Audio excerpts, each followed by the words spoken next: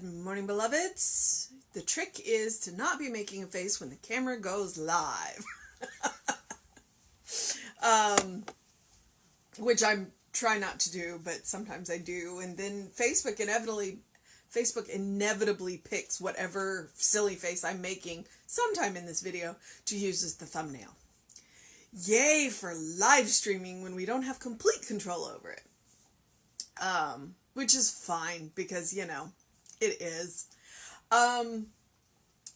It is Mother's Day, May 10th, and people can have a lot of baggage around that.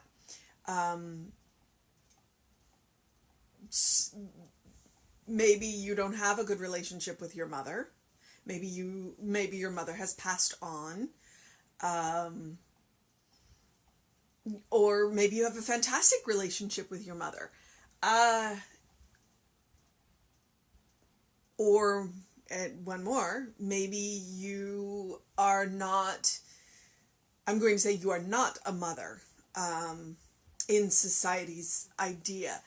So what I would encourage you to do is find a way to honor the maternal in your life. Recognize that you can be a mother of four-leggeds with fur. As my husband and I have both bottle fed a few litters of kittens, that is very maternal. His maternal instinct is better than mine. He was much better, especially with the difficult cases of getting the itty bitties to eat.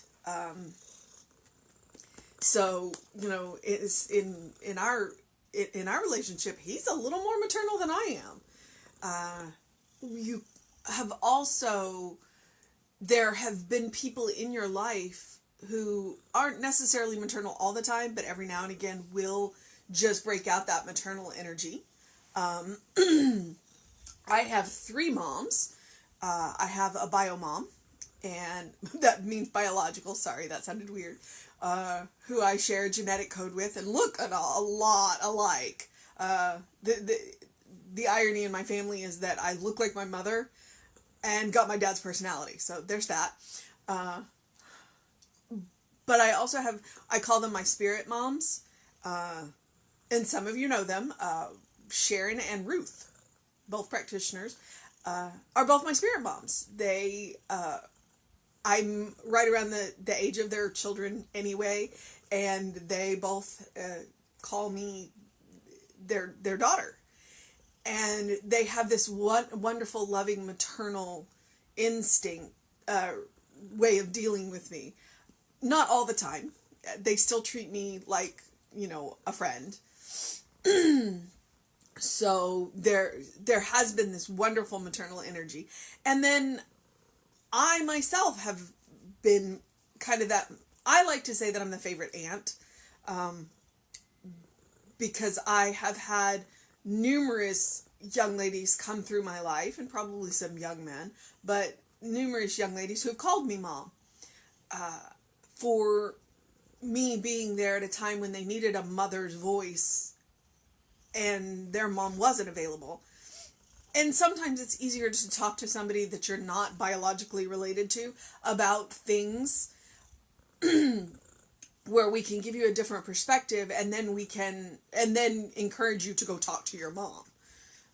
If she's available. There's always that. And for those of you whose mother is no longer on the planet, remember, that line is always open. Always open. If you are a student of science of mind, you know that we are eternal. We just move on to a different plane of existence, a different level of existence. And so that line is always open. What we have to do is be open to the response, because it's not going to come the way we expect it. But there is that. So that's my little sermon on Mother's Day. Tune in at 11, and Jesse will have another one.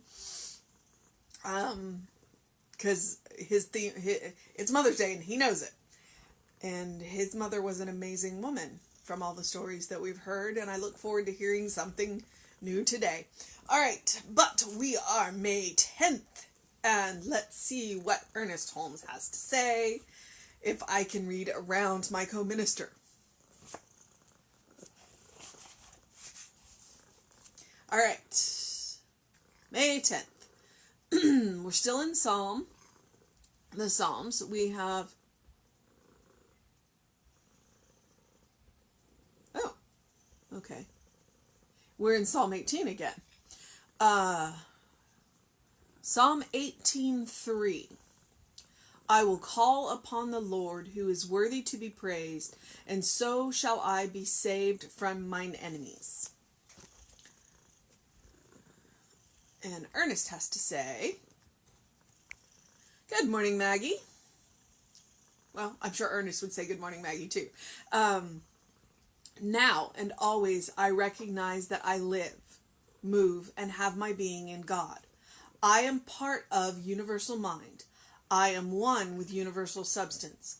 All the qualities and all the wealth of good and desirable things that exist in the universal mind are mine now. I perceive, accept, and experience them.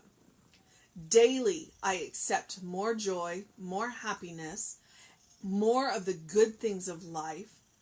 Constantly, my conviction deepens that I'm going to try again.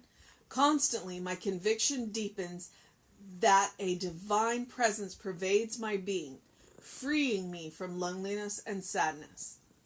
I turn to the Spirit within, knowing that it desires to manifest all good through me. The zest of learning to accept the good that is mine fills each day with interest and makes eternal life worthwhile. I now lay aside all anxiety, all striving, and let the law bring my good to me. I open every channel for substance to flow through me and take form in my objective experience. I joyfully anticipate greater abundance, more success, and more joy. Okay, so right there, in the very first paragraph, he says, all the qualities and all of the wealth of good and desirable things that exist in the universal mind are mine now.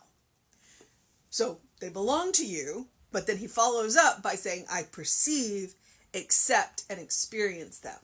So they can exist all they want, but we have to be willing to see them, to accept them, and to experience them. And that's the kicker there, all three. You got to see them, you got to accept them, and then you have to let them happen through you by experiencing them. So maybe that's where the idea of silver lining came from. I know things are hard now, but let me look for the silver lining. Let me look and see what's going on in this experience that I would prefer not to be having, that I can call good. Once I see the good, then I have to accept, okay, there's good here. Let me focus on the good. Let me do what I need to do to move through this experience, this non-preferred experience. But let me accept the good that is coming out of it. In this experience, give us 10 years. I mean, we might be seeing good now. I hope we're seeing good now. But it's going to take time. And that's okay. We are human. We are spirit having a human experience. So time is okay. It's okay to take time. And then we have to experience them. So setting a goal for ourselves to make an effort to find the good and experience it. That's my challenge every day. I, by nature, am a photographer. I love to capture pictures. I love to capture pictures of beautiful things that I find beautiful. And so every day I go out looking for something beautiful so I can perceive them. And then I accept them as they are. I think storm clouds are beautiful. Yeah, it can be messy and that, but I think they're beautiful, so I accept them. And then I get to experience the feeling of capturing that beauty. And sometimes I get the experience of not being able to capture that beauty. Frequently, when I will drive home, I will see this amazing way where the light is filtering through the clouds and you can see the shafts of light. And I really want to take that picture and I can't. Back in December, I was driving to Galveston. Literally, I left before the sun came up. So the sun was literally coming up over the horizon as I'm driving through downtown Houston. There's nowhere to stop. There's nowhere to get off the road. So there's no way for me to take a picture of this sunset or the sunrise. So I had to accept it and experience it in the moment and then just store it up here because there was no way for me to record it with, an electronic device. And you'll never see it again, but it will always live here and it'll always live here. Daily, I accept more joy, more happiness, more good things in life. Daily. You don't get to do this once and then just have it last for the rest of your life. This is a practice, a spiritual practice, to daily accept it. Constantly my conviction deepens that divine presence constantly my see, this is the one I keep screwing up, so I'm going to go back and spend a minute on it. Constantly my conviction deepens that a divine presence pervades my being, freeing me from loneliness and sadness. So every day I experience more of that divine presence and I feel more of that divine presence. So in the end, even if I am alone, I am never lonely because I'm not alone. I am spirit, and spirit is so much bigger than me. Now, that being said, if you are feeling a little lonely, please reach out to somebody that will spend some time with you on the phone, by Zoom. Human contact is very important. We are social creatures. We have been wired that way. So it's not, you don't have to just depend on the divine. Just know that the divine is always there. So you don't ever have to be lonely. Ever.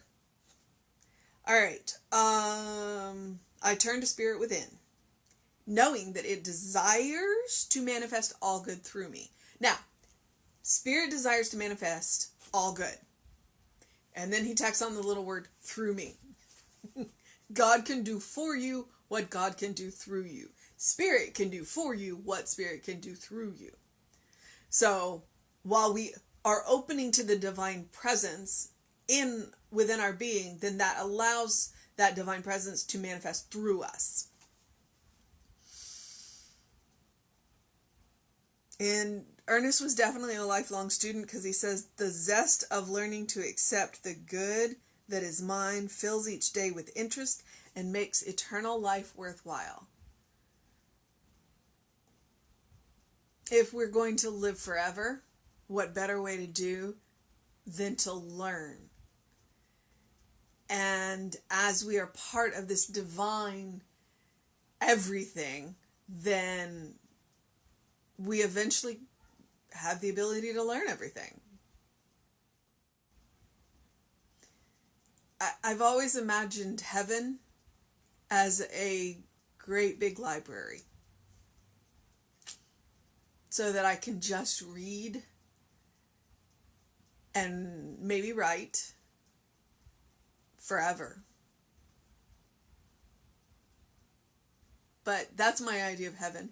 And yours is probably different, and that's okay. In fact, that's amazing because we should have all the heavens that we can. All right, so I now lay aside all anxiety, all striving, and let the law bring my good to me. That is letting go of the how. We tell spirit, we tell the law what we want, and then we let go of the how. And when we let go of the how, we let go of the anxiety, we let go of the effort, the trying to use my will to get what I want, and we let the law do its job. Because when we are striving and anxious, then we get in the way. Let go. If you have done your part, which is thought wrapped in feeling, you have made it clear what you want, not how, but what. And you have wrapped those feelings around it, then the law will manifest it. It just may not do it the way we expect. And most of the time, it doesn't do it the way we expect. And that is part of the joy of living, is to discover all of the new ways that spirit manifests in our lives. I open every channel for substance to flow through me and take form in my objective experience. I made a comment about the kinking the hose the other day. And right here he's saying we have multiple channels. If you flip on any TV right now, I mean, how many channels can you have? Mine go up into the thousands. Do I have all of those channels? No. But, or I should say, do I have yes, I have all of these channels. Is there something playing on all of those channels? No. Because I haven't upgraded to those packages. But think of all of the channels that are available. You have infinite channels for your good to come to you. You have infinite channels. There's no limit on the channels that you have. So, open every channel. Open every channel. I joyfully anticipate greater abundance, more success, and more joy. We talk about the spiral. We are spiraling ever upwards. So our lives can get bigger and bigger and bigger. And our lives can get better and better and better if we are willing to do the work and walk the path. All right. Well, I am going to move on into the rest of my day. I have a project that I need to get done before I leave for the live stream. And I know Jesse, his Mother's Day live streams are amazing. So I look forward to seeing all of y'all on the live stream, or seeing your comments if you watch it later on. So today, if I haven't been outside yet. Sunday's my day to sleep in. But my phone said that it was 58 degrees out there. So it should be nice and cool. Open your windows and let some sunshine in, because I see the sunshine. Take a step outside, take a deep breath, fill up with some clean air, and have a fantastic day. Know that we're with you, know that we love you, know that we are finding more and more ways to be with you. And whatever that looks like to you, have a happy Mother's Day. Bye, beloveds.